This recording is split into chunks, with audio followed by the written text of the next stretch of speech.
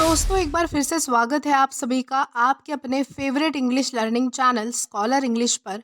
मेरा नाम है दीपिका कुमावत और मैं इस चैनल पर वेरियस कॉम्पिटिटिव एग्जाम्स के लिए इंग्लिश सब्जेक्ट टीच करती हूँ। तो बेसिकली आज के इस वीडियो में हम डिस्कस करने वाले हैं वन वर्ड सब्स्टिट्यूशन। तो चलिए और ज़्यादा देर न करते हुए बढ़ते हैं हमारे वीडियो की ओर और जानते हैं कि आज का हमारा सबसे पहला वर्ड कौन सा है। तो हमारा सबसे पहला वर्ड है एंटीपैथी। एंटीपैथी का मतलब होता है strong dislike between two persons, यानी कि घृणा, यानी कि जब दो लोगों के बीच बहुत ही ज़्यादा नफरत होती है, वो दो लोग एक दूसरे को पसंद नहीं करते, एक दूसरे के प्रति जो है वो उन लोगों में बहुत ही ज़्यादा इरिटेशन यानी कि चिढ़ होती है, तो उसे कहा जाएगा एंटीपैथी।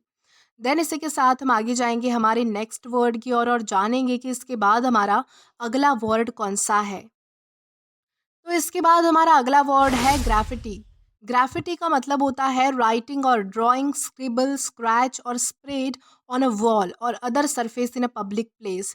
यानी कि जब भी किसी सरफेस पर, स्पेशली किसी पब्लिक प्लेस पर या फिर किसी भी दीवार पर जब भी कोई राइटिंग की जाती है, कोई ड्राइंग की जाती है, या फिर कोई स्क्रिबल एंड स्क्रैच और स्प्रे, यानी कि कोई भी चीज़ जो है वो खोद कर लिखी जाती है या फिर बनाई जाती है, साथ ही साथ कुछ स्प्रे करके पेंट किया जाता है, तो उस आर्ट को यानी कि उस कला को क्या कहा जाएगा, उसे कहा जाएगा ग्राफिटी, जिसे दीवार चित्रण कहा जाता है।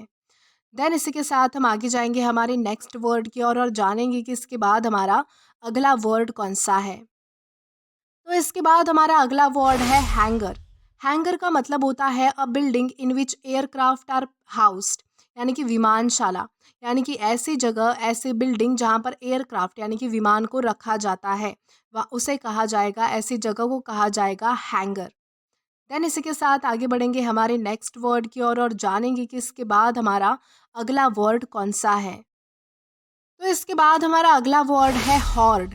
हॉर्ड का मतलब होता है a large group of people, यानी कि भीड़, यानी कि जब बहुत सारे लोग जो इकट्ठा होते हैं, उस भीड़ को, लोगों की भीड़ को कहा जाएगा हॉर्ड। देन इसी के साथ हम आगे बढ़ेंगे हमारे नेक्स्ट वर्ड की ओर और जानेंगे कि इसके बाद हमारा अगला वर्ड कौन सा है। तो इसके बाद हमारा अगला वर्ड है हच।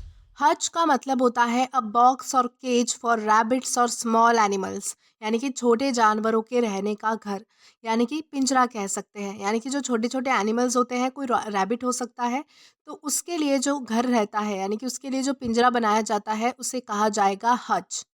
देन इसी के साथ हम आगे जाएंगे हमारे नेक्स्ट वर्ड की ओर और जानेंगे कि इसके बाद हमारा अगला वर्ड कौन सा है। तो इसके बाद हमारा वर्ड है रिक्लूज। रिक्लूज का मतलब होता है a person who withdraws from the world to live in seclusion and often in solitude, यानी कि वैरागी, यानी कि ऐसा व्यक्ति जो इस संसार को, इस दुनिया को छोड़ देता है ताकि वो एकांत में यानी कि अकेला रह सके। सॉलिट्यूड का मतलब होता है, सेक्लूजन एंड सॉलिट्यूड का मतलब होता है अकेला रहना, तो उसे कहा जाएगा रेक्ल्यूज, यानी कि अकेले रहने को, जो व्यक्ति वैरागी होते हैं, जो इस संसार को छोड़ के, मोह माया को छोड़ के अकेले रहते हैं, उसे कहा जाएगा रेक्ल्यूज। देन इसी के साथ हम आगे जाएंगे हमारे नेक्स्ट वर्ड की ओर और जानेंगे कि इसके बाद हमारा अगला वर्ड कौन सा है। तो इसके बाद हमारा अगला वर्ड है नार्सिसिस्ट। नार्सिसिस्ट का मतलब होता है a person in love with himself, यानी कि स्वप्रेमी, यानी कि ऐसा व्यक्ति जो खुद से बहुत ज़्यादा प्यार करता है, यानी कि सेल्फ लव जिसमें ज़्यादा होता है, खुद के बारे में ऑब्सेस्ड होता है, जिसे बहुत ही ज़्यादा जुनून सवार होता है खुद का, ऐसे व्यक्ति को कहा जाएगा नार्सिसिस्ट, यानी कि जो खुद के बारे में ज़्यादा सोचता है, ऐसे व्यक्ति को नार्सिसिस्ट कहा जाता है। देन इसके बाद हमारा अगला वर्ड है इक्विनॉक्स। इक्विनॉक्स का मतलब होता है the date when both day and night are of approximately equal length, यानी कि विषुव। विषुव का मतलब होता है कि ऐसी तारीख, ऐसा दिन जहाँ पर जो है वो दिन और रात सेम लेंथ के होते हैं, यानी कि लगभग सेम ही लेंथ के होते हैं, उसे कहा जाएगा इक्विनॉक्स। देन इसी के साथ हम आगे जाएंगे हमारे नेक्स्ट वर्ड की ओर और जानेंगे कि इसके बाद हमारा अगला वर्ड कौन सा है। तो इसके बाद हमारा अगला वर्ड है क्लैमर। क्लैमर का मतलब होता है अ लाउड अपील और डिमांड, यानी कि मांग करना, डिमांड रखना, अपनी जो चीज़ें होती है मांग की, यानी कि आप जो भी चीज़ें मांगना चाहते हो वो सारी डिमांड किसी के सामने रखना, लाउड अपील करना, उसे कहा जाएगा क्लैमर। देन इसी के साथ हम आगे जाएंगे आज के हमारे लास्ट वर्ड की ओर और जानेंगे कि हमारा वो वर्ड कौन सा है। तो हमारा वर्ड है मौसोलियम।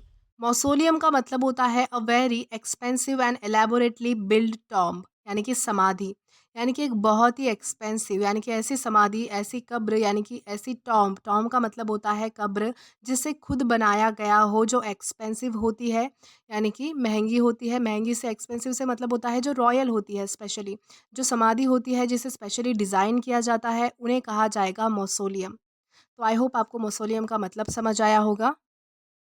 तो दोस्तों आज के लिए बस इतना ही। आज की इस क्लास का पीडीएफ आप हमारे टेलीग्राम चैनल के थ्रू एक्सेस कर सकते हैं।